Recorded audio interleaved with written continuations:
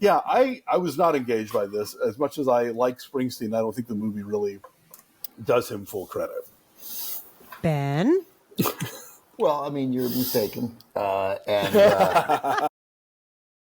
It's a big day here. We could not imagine talking about this Bruce Springsteen movie without our great friend, Ben Mankiewicz, super fan, total expert, taking time from his TCM duties in Atlanta to hang out with us. We miss you, Ben. Good to see you. Yeah, I miss you guys too. I'm so glad you guys are, still at this. I was just talking about my time as a critic yesterday. I was here in Atlanta shooting TCM, and we're doing Kid Fans, which are going to be on the air in December. And by the way, it just occurs to me as I'm saying this that your son would be a great Kid fan to have on. Nick has thoughts, yes. That's what I'm given to understand. So, and one of the kids' parents is a film professor at Georgia Tech, and she was talking about value of critics, and then we just started talking. I was like, I did this for a long time, and I like parts of it, and I preface always. I'm like, I just want to say ahead of time, I have friends who are critics, and I think they have there's an invaluable service, and I needed to continue and thrive, and I didn't like doing it, and I was bad. That's my sort of And then I said, and the smartest people I work with, I always sort of started to be like, oh, I'm just imitating that, I'm just saying things that they would say. Because they're smart, Anyway, but I'm happy not to be doing it, but I miss being with you. You're keeping the torch aloft in a lot of ways, Ben. So yeah, yes, it's a different kind of job, but yeah.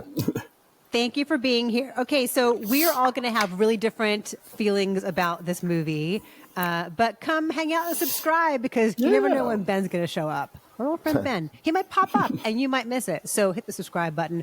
Alonzo, what is Springsteen Deliver Me From Nowhere about? How's that sound? Looks about right. Don't need to be perfect. I want it to feel like I'm in the room by myself. Yeah. Let's try one.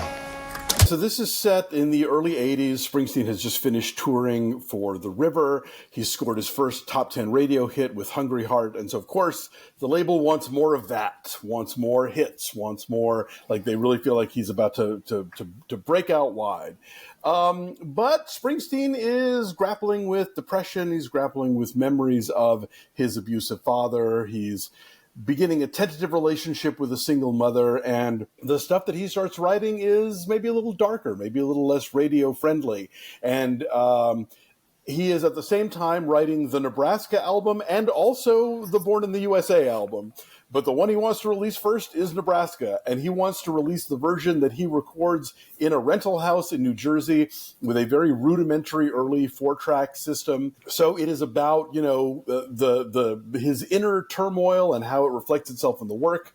It's about dealing with the corporate machine and getting, letting the artists have their voice. And thankfully he has, his confidant and manager, John Landau, backing him. It's about working through the stuff in your life and figuring out who you are. All of which sounds much more interesting than the movie Springsteen Deliver Me From Nowhere ever gets. Because this is a Scott Cooper movie. And Scott Cooper movies, I think, kind of tend to be up their own ass. They're really sort of studiedly morose and doggedly earnest. And frankly, I think Springsteen and Nebraska deserve better than this. Jeremy Allen White is giving it his all here, but there is an alchemy that takes place when one famous person plays another famous person where they can somehow manage to disappear into that other one, the way that like Michael Douglas just becomes Liberace in that Steven Soderbergh movie. And I never stopped looking at Jeremy Allen White being Bruce Springsteen in this movie. So that was a hurdle that I never quite got over. I don't think this movie comes to any really fruitful storytelling about any of these threads that are all really promising, even though there's a ton of great character actors in this. You've got Paul Walter Hauser, you've got Jeremy Strong, you've got Gaby Hoffman. Jane Hudeshell pops up in 2 scenes with almost nothing to do, and it's like, well, I hope this buys her a summer house, But I found myself never really engaged with this. And really, if anything, it made me think less of that, for a long time, the whole story of this is like how Columbia Records, followed his dictates that like, no singles, no press, no tour. But I didn't realize that when they agreed to all that they knew that Born in the USA was coming.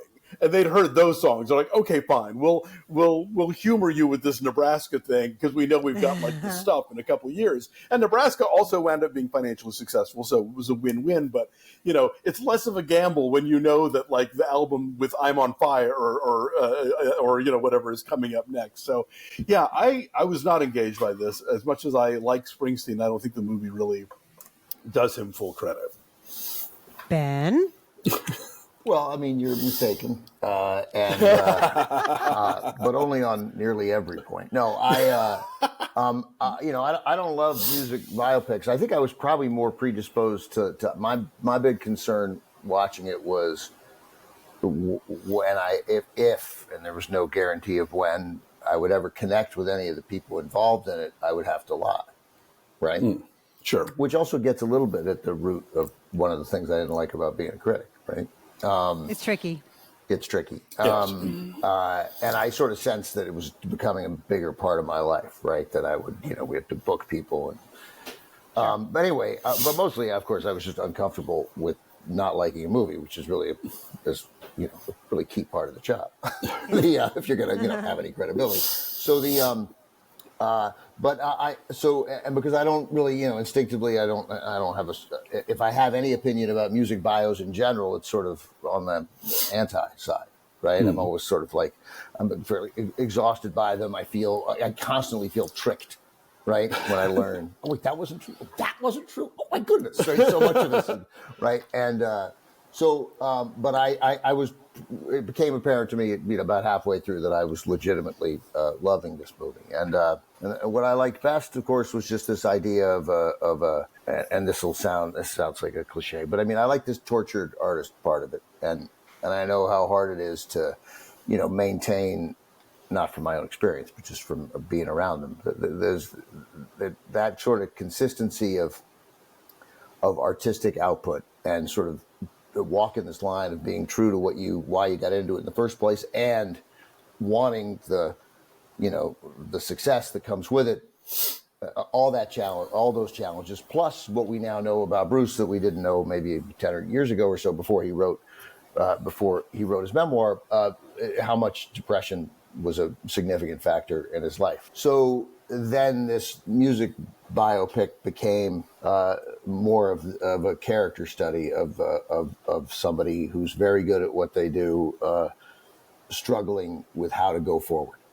And that moved me.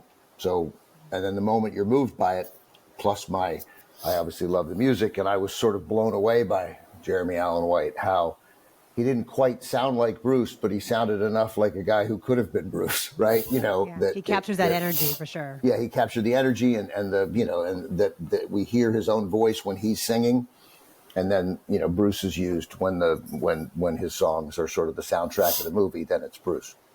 So I sort of I was stunned by it, and I hear you about Jeremy Allen White, except I think we have to remember that like 98% of the people who see this movie won't know who he is. You don't think so? From The Bear? Really? Even after 5 seasons of The Bear? Yeah. I mean, no one watches anything. I mean, I think he's super famous. But the people who watch this movie do watch things. That's true. They do watch it, but I mean, The Bear, he's not super famous. He is more famous than most working. I don't even know. I mean, The Bear's ratings are infinitesimally small, as are every other show. So I think because we know who he is, it doesn't matter. You know who he is, and you couldn't get out of, so it doesn't. No, but I hear what you're saying. Yeah. They give him brown contacts, so he looks totally different. You don't see those piercing, sparkling blue eyes. But I mean, he's like 1/50th as famous as Bradley Cooper. Like, or whatever, pick another fraction. 1/22nd as famous as Bradley Cooper. So I just mean he's not a giant big name. He should be, and I'm not knocking him. He's right. As good an actor as there is a working today. I'll say this though: I think he has a distinctive face, and Springsteen does too. And so I think it's a tricky thing to like, because he's not going the prosthetics route here at all. No. He's just the contact lens is about it. And of course that's always a challenge and always going to be a challenge, right? Whenever you're playing somebody sort of this famous. Yeah. But it was really, I was struck by how well he had the Springsteen mannerisms down, and he, we on the TCM cruise recently. See, I know what it's like. And we had a karaoke night, by the way. This is a true story. So, and like, as soon as you're up pretending to be someone else, which is what you're sort of always doing in karaoke, we'd had I was so mortified, but they wanted all the TCM staffers to perform karaoke in front of. Oh no! But I thought it was like going to be a limited, like our people only. But it was it was for the. So karaoke, and there's like 500 people in the room there to watch you do karaoke. Ooh, put links to the video in the comments, y'all. We want to see this. Yeah, that won't be. I mean, the notion of putting phones away, we're pretty insistent on that.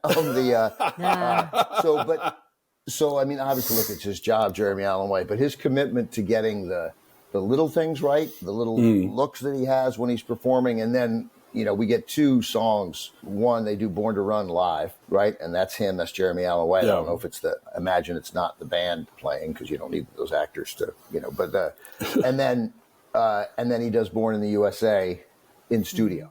Right. Both songs really in their entirety, pretty much. And he is so on. I mean, he looks exactly like Springsteen. His manners are exactly like Springsteen. The neck bulge and getting the, whatever. I don't know if it's the carotid artery, but I want to say carotid artery bulge out. And then again, that sort of little shyness that Bruce clearly has. I mean, you can hear it, and it's, anybody listens to live albums, you hear him tell a story, and then he frequently gets sort of a little bit embarrassed at the end of the story, and then he's like, anyway, his like transition. Where he still, because this is a guy that sort of has made himself comfortable in front of an audience, but clearly, instinctively would rather, his instinct is to withdraw, I think, and he's sort of forced himself to do something else. And I just thought it was very impressive, and I was definitely moved by it in a way I didn't expect. And Christine? I love Crazy Heart too. Like I like Scott Cooper movies. So. Crazy Heart works, but entirely because of Jeff Bridges. But you look at something like Out of the Furnace or whatever the Civil War one, it's just like, yeah. Scott Cooper's a serious guy who makes serious movies, and that seems like a fitting tone for Nebraska. And that's one thing I like about this movie. I'm somewhere in between you guys, in terms of ideas and physically here. But I feel like the fact that this is a serious stripped down movie about a serious stripped down album makes a lot of sense tonally, aesthetically. I love the performance. He's so committed. I love what Jeremy Strong is doing. He always is very intense, and I like that relationship, that friendship is great. I don't know what John Landau actually sounds like, but I have to imagine it's exactly like that because there's no other reason that an actor would give that performance. Yeah, it's so specific. The glasses and the hair and the turtlenecks. Like it's got to be exactly who he is. What did not work for me here is the flashback structure, which is incredibly clunky and literal. And, he goes back to all his old places and sees a mansion on a hill. And what do you know? Writes a song called Mansion on a Hill. So I found that all kind of obvious and hand-holding. But then the fact that the flashbacks are shot in this very stark, bleak black and white really makes the 1982 segments pop. Almost like a Douglas Sirk movie. Like the colors are so deep, like the red of the kitchen tile and the green of the oven and the orange of Jeremy Strong's turtleneck and the blue of the lake. Like all that feels so vibrant when he's creating. And like you guys, I love movies about process. So to watch him figuring out how to record this album in this stripped down way, and then to get it out to the world to sound the way he wants it to. To watch Mark Maron try to figure out how to turn a cassette into a real album. So funny. So Mark Maron, for 3 scenes, is just sitting in the booth, not saying a word. I'm like, are we going to give Mark Maron dialogue? Please let him talk. But that whole process of how to recreate that exact imperfect sound, I thought was super interesting.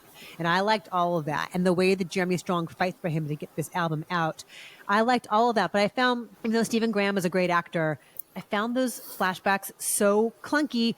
And then there's a thing that happens. I don't want to give it away, but there's a time-space thing that happens that I found really distracting and repetitive. The themes they go to in those flashbacks are so repetitive and so obvious. And after a while, I'm like, okay, I get it. I get what you're trying to say about what this place means to you and how it informs this album.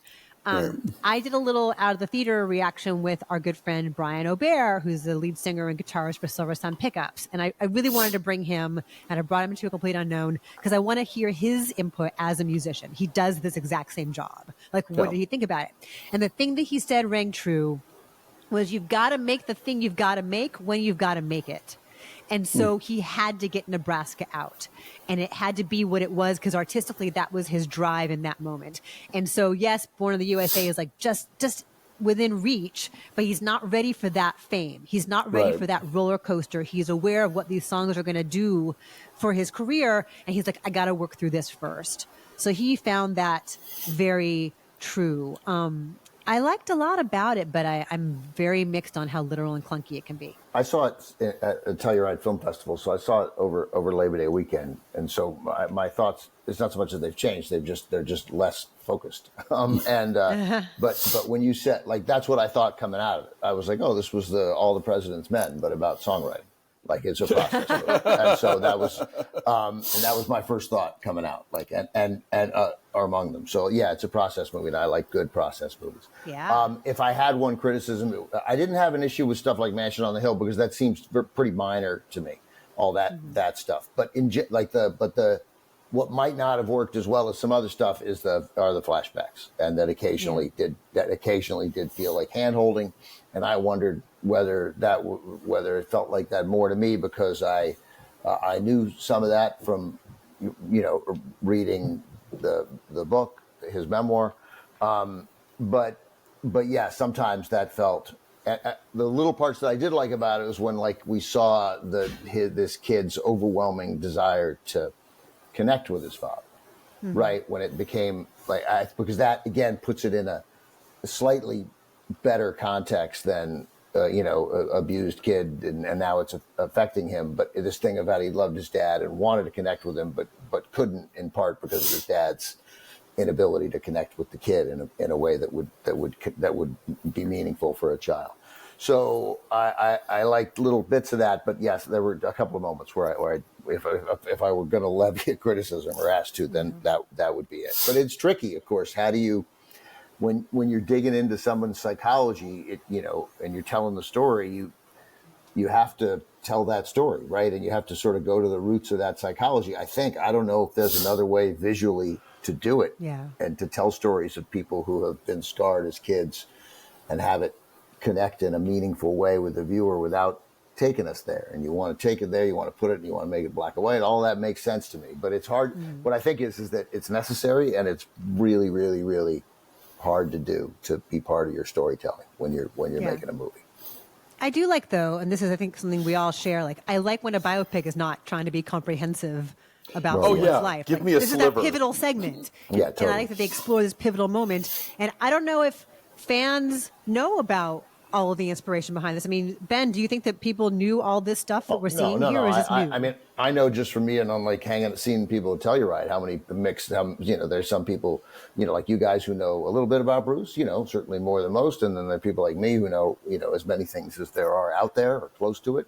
But I was with a bunch of people who loved it, who were like, I had no idea he was so depressed. I had no idea that I don't even know Nebraska. What's that? They were. Oh, okay. So I think that part, that part worked. And most things in it also it gets credit for being true. I mean, I think the only significant thing that wasn't true is the girl. And, that was a composite of people, right? I mean, he dated a lot and couldn't really connect with anybody, but there wasn't a specific single mother there. I went with my friend Kurt Holman, and afterwards he goes, wait a minute, if he was inspired by Badlands to write Nebraska, what inspired Badlands? Yeah. What inspired Badlands Badlands inspired the song Badlands. It also then inspired Nebraska. Funny, okay. And I mean, it's funny because he tells different stories live, and I've heard so many live concerts, and sometimes the story live turns out, which is him talking, turns out not to be what he ended up writing about. So he's just telling some kind of different story in front of a crowd. It's like a myth. And but Thunder Road, he saw the poster to Thunder Road. Oh, funny. To the Robert Mitchum movie. Yeah. And he just thought it was a really cool title. and then that sort of and clearly inspired Night me. of the Hunter is meaningful for him here. Like Bruce loves movies, as we know. Bruce loves movies. That's right. Yeah. All that Heaven And Allows is a song. Yeah. So the movies, movie posters, all that stuff mattered to him, and so I was definitely moved by the performances. I thought Jeremy Strong was great too as John Lando. I read one criticism right afterwards about like how it had the hokey scene of his producer telling the record executive that they weren't going to do any press for it. And they were going to release this stripped down album, and his face won't be on the cover, and they're not going to do any interviews, right? And he's like, oh, that cliched scene, and of course the executive. And I thought, do any of us doubt that a version of that conversation happened 25 times? Happened probably 50 times, where they were like, okay, and then they had another meeting. They're like, okay, obviously he's going to put his face on the cover. Okay, can we do that? And on the next album, he just put his ass on the cover. So yeah. As my father used to say sometimes, he goes, you got to be careful when you criticize cliches. They got to be cliches for a reason, and I thought that scene was particularly good because there were these David Krumholtz and Jeremy Strong, these two terrific actors, delivering it. And I thought that. So anyway, I thought that was all good. I was sorry when the movie was over. So that's always a sign that I liked it. Yeah. Yeah. David Krumholtz also in Walk Hard. Just FYI. Right. Okay, so but here's Ben, what I like to find out. So Christy's still talking about Walk Hard. That's great. Oh my God, never stopped. Drink. Yeah. Okay, so Ben, we still do numbers here on Breakfast All Day. So from 1 to 10, what do you give Springsteen Deliver Me From Nowhere? Well, I just introduced yesterday on TCM during a night of Chris guests, so I'm going to go ahead and give it an 11. This one goes to 11. I would give it a 9, 8.5, 9. Do we give halves? I can't remember. We do very specific decimals. Yeah. You can get as right. granular as you want. Yeah. No, I'll give it an 8.95. Okay, perfect. All right, Alonzo, what do you say? I was not sad to see it finish. I give it a 5. Oh, wow. Okay. I will say 6.8. I'm somewhere in the middle. Ben, thank you for sharing some of your time when you're busy in Atlanta. We so appreciate it. Anything else coming out that you want to talk about? Come on back. We'll be happy to see you. Let me just ask you guys whether you saw, now I can't remember the title of it. Well, I liked Jay Kelly too. Haven't seen it yet. I haven't seen it yet. I can't wait. Okay, great. Good. And then I liked this foreign movie that I can't remember the title, but it was really good. What country was it from? I don't know. One of the ones in Europe. In French. All right. Well, let us know when it occurs to you. When you think of it, you get back to us. No, it was Italian. Right. Jesus, it was Italian. Goodbye. Good to see you, Ben. Don't stop being you. All right. Thanks, guys. See you. Bye.